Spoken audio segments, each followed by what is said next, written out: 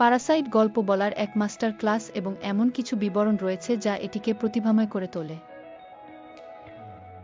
উদাহরণস্বরূপ, আপনি কি চুনির পুনরাবৃত্ত মোটিফ লক্ষ্য করেছেন? এটি সমৃদ্ধি ও তার বোঝার প্রতীক।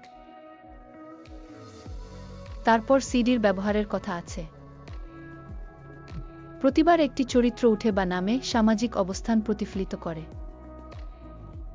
কিম পরিবারের বাড়ি পার্ক পরিবারের থেকে ভিন্ন, স্থাপত্য তাদের জীবনের প্রতিচ্ছবি।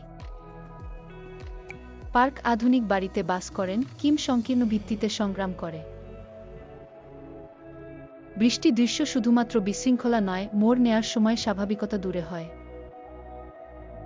এবং চূড়ান্ত মোড়,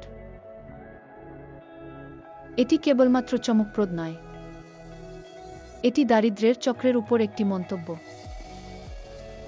গোপন বাংকার থেকে সূক্ষ্ম সামাজিক পার্থক্য পর্যন্ত নিখুঁত বিবরণ তৈরি হয়েছে।